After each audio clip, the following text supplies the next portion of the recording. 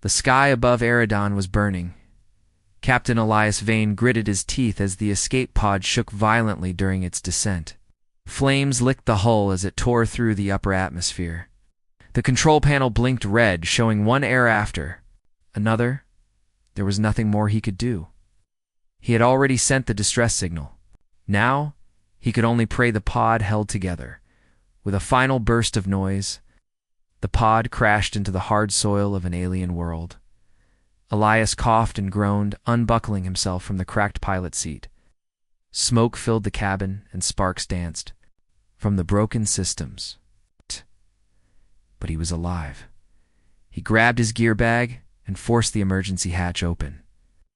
A wave of dry heat hit him as he stepped out. The sky was dark with smoke, and the air smelled like ash and metal. This was not a peaceful planet. The first thing Elias saw was fire-burning trees, smoking hills, and black shapes moving in the distance. It looked like a battlefield. And it was. Blaster fire echoed in the distance. Elias crouched behind a rocky hill and scanned the area through his visor. A group of armored soldiers, clearly not human, were chasing something. Their movements were sharp, mechanical, too perfect. Imperial shock troopers, likely a guy assisted, had seen their kind before, efficient, cruel, and always hunting. Then, he saw her.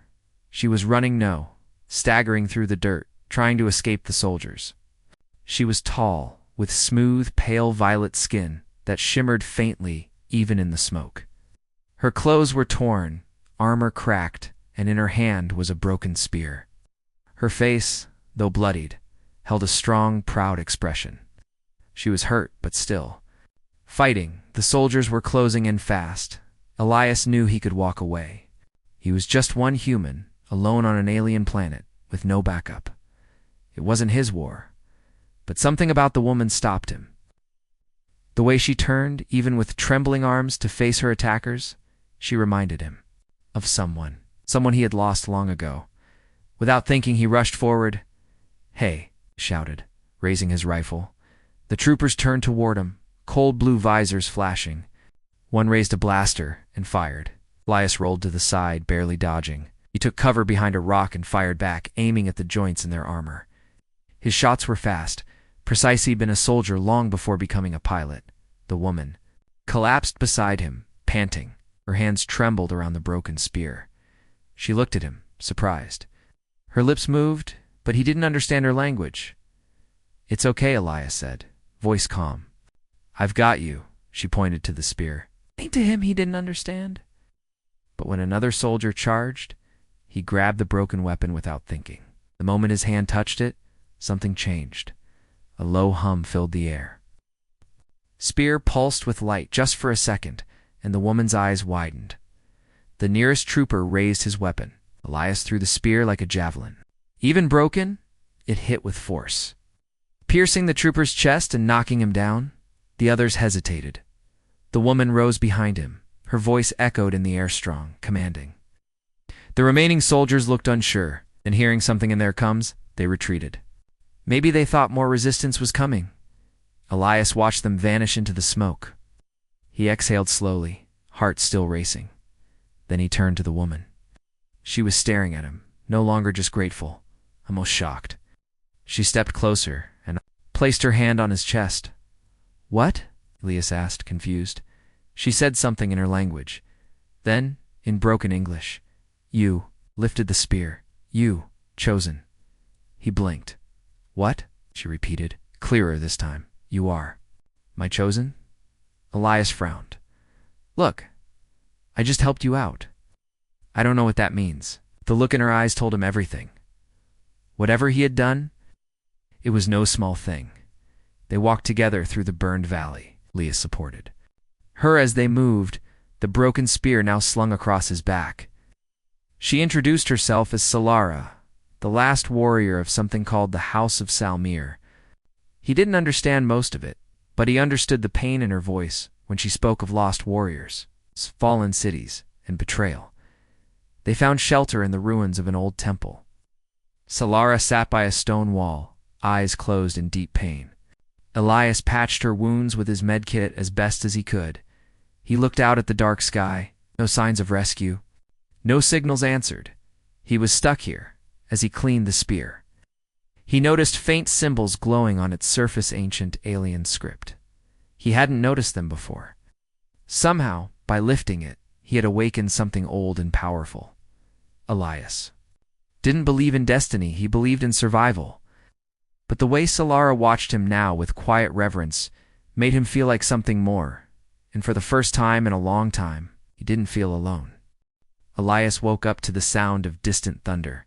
He opened his eyes slowly. The stone ceiling above him was cracked, with roots growing through it. Faint orange light shone through holes in the roof. Morning had come, though the air was still heavy. With smoke, he sat up, rubbing his sore back. The old temple floor had not been kind to his body. Across the room, Solara stood in silence. She was facing a wall where a faded mural showed warriors holding spears, standing before a giant flame. Her long hair was tied back, and her wounds were covered now, healing slowly. Elias walked over quietly. She didn't turn to look at him, but she spoke. "You should have left me," she said. Elias raised an eyebrow. "And let you die?" "Not my style." She finally turned.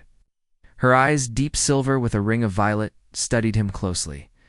"You don't understand what you've done," she said. He shrugged. "All I did was pick up a spear and help someone who needed it." "No," she said firmly. "You lifted a broken Salmir weapon to protect its bearer. That is not small. It is a vow." Elias folded his arms. "I didn't agree to any vow." Solara looked away. "The vow doesn't care. The spear chooses, and so does the blood." He didn't know what to say. The idea of being part of some alien prophecy or ancient custom made him uncomfortable. He was a pilot and a soldier, not a chosen hero. He sighed. "What does it mean? Exactly being your chosen?" She walked back toward the center of the room and sat down, legs folded beneath her. "In our history," she said, "a warrior who lifts the broken spear of a dying Salmir accepts a bond. Protector, partner, and battle brother or sister. It is not just a symbol. It is a link through spirit, through will." Elias scratched the back of his neck. "Sound serious?" "It is," she said. "But I did not ask for it either. So now we are bound by chance." They sat in silence for a while. Outside, a strange bird cried in the distance. "Are there more of your people?" Elias asked after some time. Solara nodded slowly. "Few. Most were taken or killed when the Imperium came. I escaped only because my ship fell outside the capital zone. There may be others, hiding, waiting." "Then we find them," Elias said, standing together. She looked at him again, surprised. "You would fight for people not your own." "I've seen the Empire before," he said. "They don't stop. They don't leave survivors. If I wait here for rescue, I die. If I help you, maybe I live. Maybe others live too. Sounds like a better option." Solara stood as well. She picked up the broken spear from where it leaned against the wall. Crystal tip had cracked, but the weapon still held power. She handed it to him. "You should carry it now," she said softly. Elias hesitated. "It's yours." "No," she said, "it is yours now too. Half broken. Half whole. Like us." They left the temple ruins that afternoon, moving through the ash-covered forest. The ground was dry and cracked beneath their boots, and strange trees bent low under the weight of dust. Smoke from distant fires still lingered in the sky. They traveled for hours, avoiding roads and open ground. Solara moved like a trained hunter, silent, alert. Elias followed, keeping watch with his rifle ready. At sunset, they reached a hidden valley, surrounded by jagged rocks. Solara stopped at the edge. "This is where my people last gathered," she said quietly, "before the Empire struck. Built a small outpost here, hidden by nature." She led him through a narrow path between two cliffs. On the other side, Elias saw what remained of the outpost's stone walls. Broken towers, shattered armor scattered like bones. Smoke no longer rose here. All was silent. Then, a whisper. Someone moved behind a half-collapsed wall. Elias raised his rifle, but Solara lowered his arm gently. "It's all right," she said. From behind the stone, a tall figure stepped out. Then another. and another alien warriors, some wounded, some young, now with the same shimmering skin and piercing eyes, appeared from hiding places. Their faces lit with disbelief as they saw Solara. One of the elders stepped forward, his gray markings bright against his purple skin. "You live," he whispered. "We thought you lost." "I live," she said, "and I bring the chosen." All eyes turned to Elias. He felt the weight of their stares, curious, suspicious, even a little afraid. "He is not of our blood," the elder said. "No," Solara replied. "But he lifted the spear. He fought when I could not." And the weapon called him. A silence fell over the group. Slowly the elder bowed his head. "Then he is Salmir by spirit," he said. "And he is welcome." Elias nodded awkwardly. Thanks." That night they sat by a fire built in the center of the ruins. The warriors shared dried roots and fruit, and Elias offered protein bars from his kit in return. Children stared at him with wide eyes. He smiled at them, unsure what else to do. Solara sat beside him, quiet. "You did well," she said softly. "I still don't feel like anyone special," Elias replied. "You don't have to," she said. "You are here, that is enough." As the stars came out above, Elias looked at the broken spear resting beside him. It was strange. Only a day ago he was alone, crashing onto a world he didn't know. Now he was part of something much older, much deeper. He didn't understand it all yet. But he felt was chosen, even if he didn't ask for it. The next morning began with silence, not the peaceful kind, but the heavy silence of warriors preparing for something serious. In the broken valley where the survivors of the Salmir had hidden, people moved with purpose. Some repaired old weapons. Others trained in small groups, their sharp eyes watching the cliffs around them. Elias stood at the edge of the training ground holding the broken spear. His hands were firm, but his heart felt unsure. He wasn't a Salmir. He was just a human. A soldier, yes, but not one of them. And now he had been given the title of chosen without asking for it. He looked around and saw the stairs. Some were curious, some doubtful. A few held quiet respect, but others didn't trust him. Solara stood nearby, speaking with two elders. Her wounds were healing, but she still walked with a slight limp. The elders were concerned. Scouts had seen Imperial patrols in the region. It was only a matter of time before the enemy returned. "We cannot wait in the shadows anymore," one elder said. "We must unite the scattered clans." The clans won't follow words, the other replied. "It will follow strength." Solara nodded. "Then they must see it." She turned toward Elias, who now trained alone in the open ground. His spear moved in wide arcs, awkward but powerful. He must prove himself, she said. Later that day, Elias sat near a stream, wiping sweat from his forehead. The broken spear lay beside him. Hi. Despite the damage, the weapon still pulsed faintly in his hands, like it was alive. He heard footsteps. Solara sat down across from him. "You are strong," she said. "Strong doesn't mean worthy," Elias replied. She tilted her head. "You doubt yourself."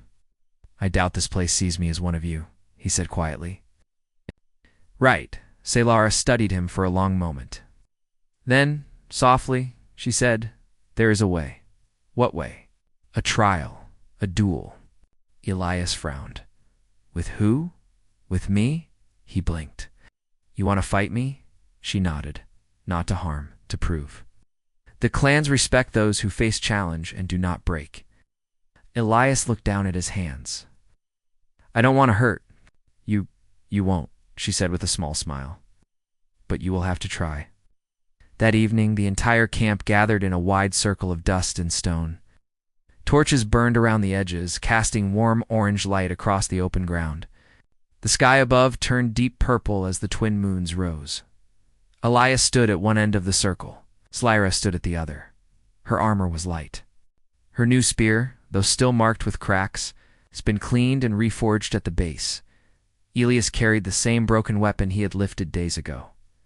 "This is not a fight of hate," Solara said, loud enough for all to hear. "It is a test. of bond, of fire, of spirit. The crowd stayed silent. Then the duel began. Solara moved like wind, quick and smooth. Her strikes were sharp, her feet light on the ground. Elias blocked each hit carefully, stepping back, trying not to strike too hard. But she didn't hold back. "Stop protecting me," she said between strikes. "Fight." He gritted his teeth. "Fine." He stepped in close, twisting the broken spear in his grip, and knocked her off balance. She spun and kicked him backward, but he recovered fast. Flew around them as their weapons clashed. Back and forth, they moved to warriors. From different worlds bound by a strange destiny, and slowly something changed. Elias stopped holding back. He began to move with purpose. The spear, though cracked, became an extension of his arm. He matched her speed with precision, found his rhythm. The crowd watched in complete silence. Then finally, Elias knocked her spear from her hands and pointed the broken edge at her chest. Breathing hard, he stepped back and lowered the weapon.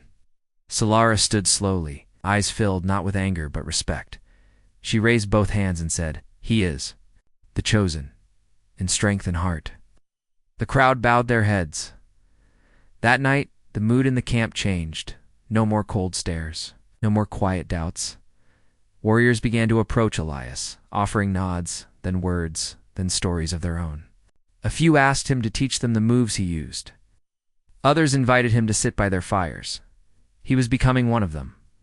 Later, Solara sat beside him as the flames danced in the night. "You didn't win because you were stronger," she said. Softly, Elias looked over. "Then why? You won because you saw me not as an enemy, but as someone worth respecting. Even in battle," he gave a small smile. "Still don't like fighting you." She smiled too. "Good, that means you'll fight harder for me when the time comes." At the edge of the camp, a young scout ran in breathless. "Imperial machines," he said to patrols. Moving this way, everyone stood. Weapons were picked up. Armor tightened. Elias looked at Solara. "What now?" She turned to the crowd. "Now, we prepare." And for the first time, when she looked at Elias, she didn't see a stranger. She saw a warrior. Her warrior. Elias sat by the fire, sharpening the cracked edge of his spear with a small tool from his survival kit. Sparks flew off the blade. The weapon still held power, but it was old, damaged like a memory trying to stay alive. Nearby, warriors trained. Solara stood among them, giving commands in her native tongue. Though her wounds had healed, Elias could still see the weight in her movements. She carried the pain of her people on her shoulders. When the training ended, she walked over and sat beside him. "That spear won't last another battle," she said. "I know," Elias replied, still sharpening, "but it brought me this far." She studied the weapon. "It was made for someone like me, not someone like you." Leah smiled faintly. "Yet here we are." She didn't laugh. Instead, she looked out across the valley. "I want to show you something," she said. They hiked past the cliffs, following. An old trail covered in vines and ash. It led to a cave hidden behind a broken statue of a warrior holding a crystal spear. Inside the cave, the walls glowed faintly with blue symbols.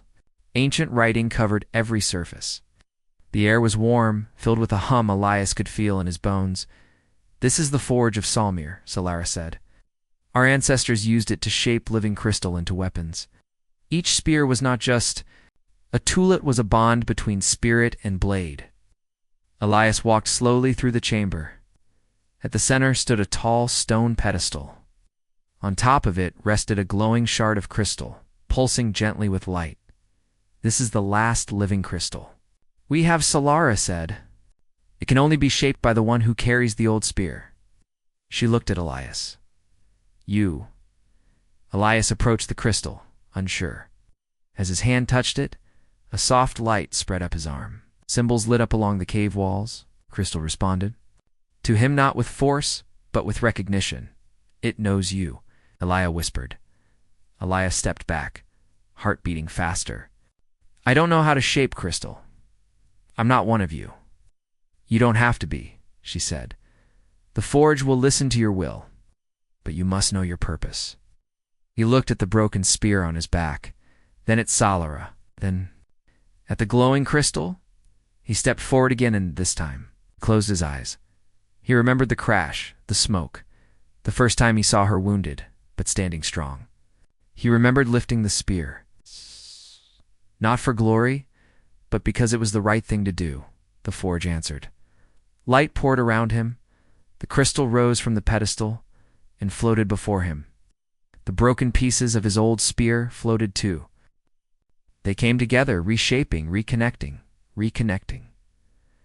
When the light faded, a new spear hovered in the air. It was sleek, strong, part crystal, part metal. Ancient design with a human touch. Elias reached out and took it. It pulsed in his hands. It's not just alive, but awake. Back at the camp, the change was immediate. The warriors saw the new weapon and stepped back in awe. The spear glowed softly with energy that matched Ilias's heartbeat. The elders bowed their heads. Salara said only one word: complete. That night, under the stars, a storm arrived, but not of rain. An imperial war machine flew low over the valley. Searchlights scanned the ground. The humming of engines echoed across the rocks. "They found us," someone shouted. Salara called. "Out commands, to the cliffs. Get the children to shelter." Elias stood in the center of the camp, gripping his new spear. The lights of the machine swept over him and stopped. It was scanning him. "They're locking on," one warrior yelled. Elias narrowed his eyes. "Not if I get to them first." He ran straight toward the cliffs, where the machine had landed. It was massive, 20 feet tall, legs like metal towers, and arms that pulsed with weapon energy. At its center was a glowing blue core. A voice echoed from it, cold and mechanical. Unregistered signal. Identity: unknown human. Weapon class: illegal. Threat level: high. Then it opened fire. Elias leapt behind a boulder as blasts of red energy lit up the dark. Stone shattered around him, rolled and threw his spear like a bolt of lightning. The weapon struck the war machine's arm and sliced straight through it. The machine roared and charged forward. Salara appeared on the ridge above, leading a group of archers. "Now," she shouted. Arrows made of charged crystal rained down. The machine turned to target them, but Elias was already underneath it. He drove the spear up into its core. For a moment, everything went silent. Then the machine exploded in a flash of blue fire. Smoke rose from the wreck. Elias crawled out, coughing, his armor scorched but body alive. Salara ran to him, kneeling beside him. "Are you hurt?" He smiled, bruised and tired. "Just a few scratches." Looked at. The spear now cracked again at the tip. "You stopped it." "We stopped it," he corrected. The crowd gathered. Cheers rose. For the first time, laughter broke through the fear. Hope returned to the broken valley. That night, Elias stood by the edge of the cliff. Watching the stars, Salara joined him quietly. "You did more than fight," she said. "You gave them something to believe in again."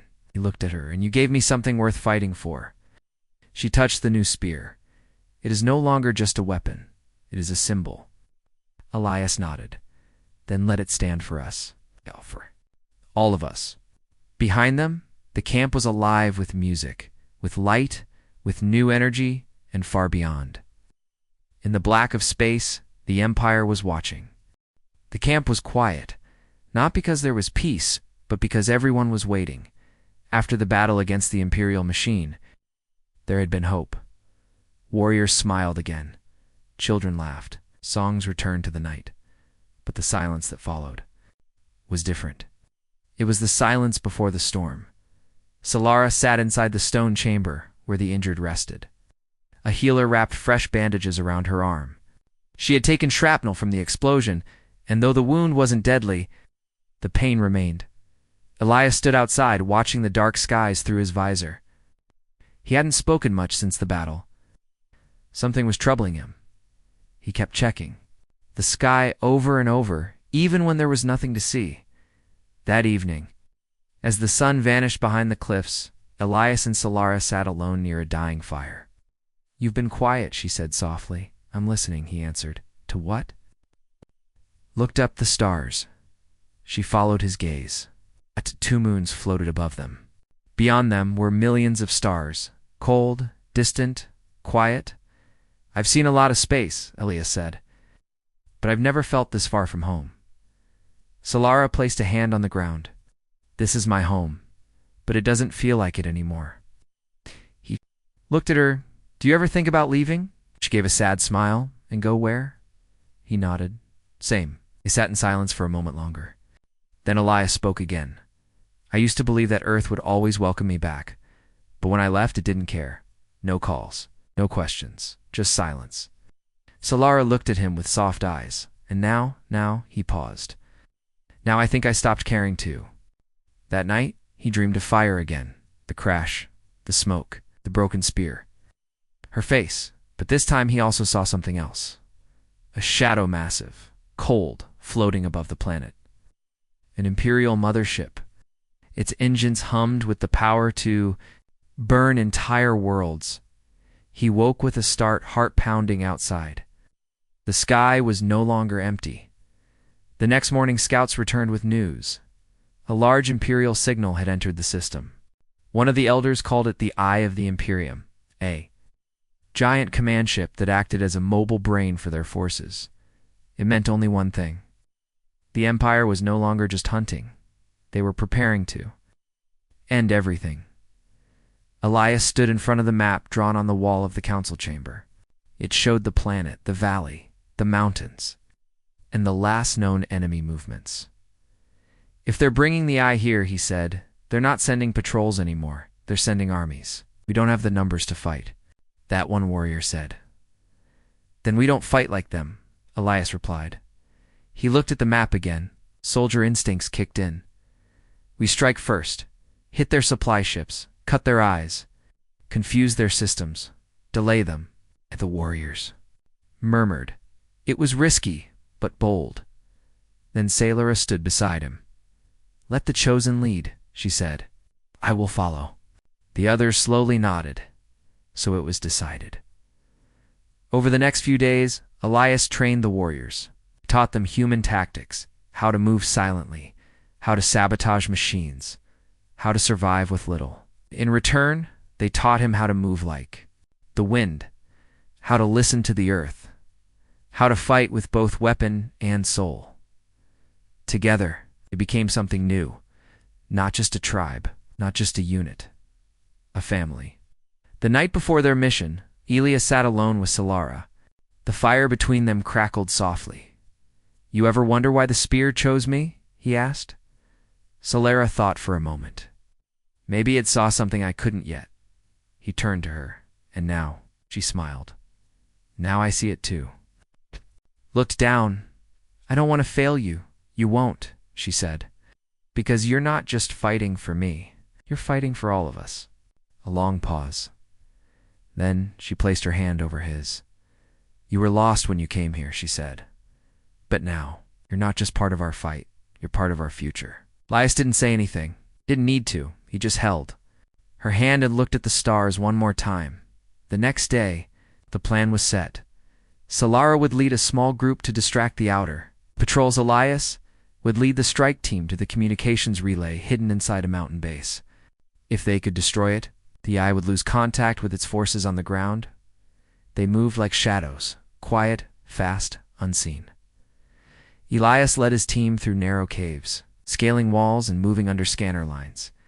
His new spear pulsed in his hand, guiding him like a compass. Inside the base, everything was cold and quiet. Machines hummed. Blue lights blinked. He planted charges on the main tower while the others kept watch. Then alarms they had been spotted. Go, Elias shouted. Get back to the valley. The others ran, but Elias stayed. Behind to trigger the charges, he pressed the button. The mountain shook.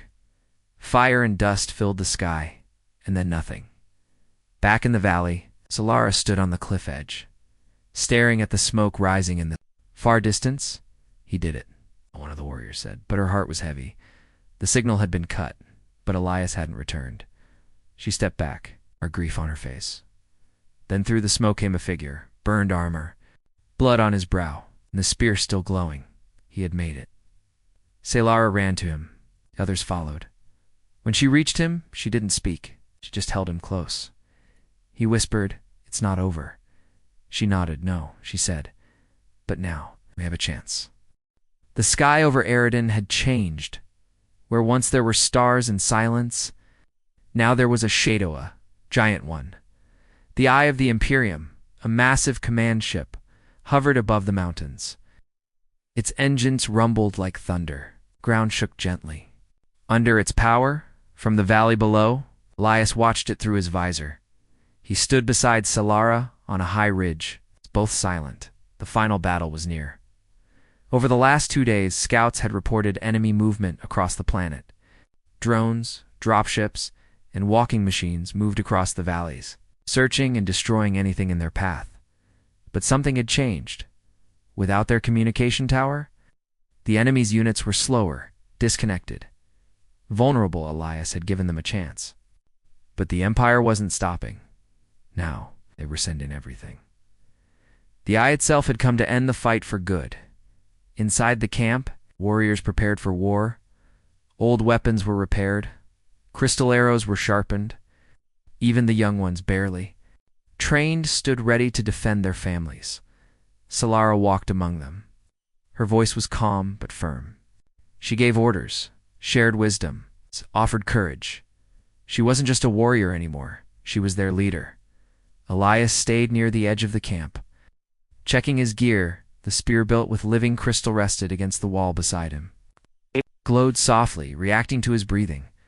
Solara joined him quietly. "They're afraid," she said. He nodded. "So am I, but we will still fight." "Yes," Elias said, "because if we don't, no one else will." Looked at him, her eyes serious. "This is not just about winning," she said. "It's about showing them we still stand, even if we fall." He nodded again. Then he looked at her. "If I don't make it back, you will," she said, interrupting him. "But if I don't, no," she repeated. "You will, because we rise together, or we don't rise at all." She reached out and placed her hand over his chest. "You carry more than just the spear now," she said. "You carry us." As the sun rose the next morning, the battle began. Enemy dropships rained from the sky. Troopers marched across the valley like a sea of steel. Drones buzzed in the air, scanning everything, but the Salmir were ready. Elias led the first strike. Using high ground and narrow paths, they ambushed enemy patrols with speed and precision. Crystal arrows lit the air. Explosives planted days ago tore through machines. Solara led the main defense at the valley gate. She moved like firequick, strong, unbreakable. Her spear glowed as she fought, each strike driving the enemy back. Still, the Imperials kept coming. From above, the Eye of the Imperium released something new. A figure dropped from the sky tall, armored in silver black. Metal. Its face was a screen. Its voice was cold and mechanical. "I am Directive 9, it said. "This resistance ends now." Moved through fire like a ghost. Weapons could not stop it. Energy blasts only slowed it, and it was heading straight for the heart of the valley. Elias saw it coming. He pushed through the battle lines. The glowing spear in his hand. "I'll stop it," he said. "No." Solara grabbed his arm. "You're wounded. You can't fight it alone." He turned to her, his voice calm. "I'm not alone." He looked at her. "Come with me." Together, they ran. The final battle took place in the center of the burning field. Warriors fell back, forming a wide circle. Elias and Solara stood side by side. The wind howled. The ground was scorched black. Directive 9 stepped forward, its voice cold, human and alien, weak, outdated. Elias raised his spear. "Maybe, but we're still standing." Solara raised hers. "And we don't stand alone." The two moved as one, attacking from both sides. The machine fought with speed and brutal strength, blocking and striking with mechanical precision. But Elias and Solara were more than fighters now. They were bonded. Their movements flowed. Together, two wills, one flame. The spears struck true. Sparks flew. The air burned. Finally, in one final charge, Elias drove his spear into the enemy's core. Solara followed. Adding her strength, there was a pulse of blinding light, then silence. When the light faded, the machine was gone. Only smoke remained.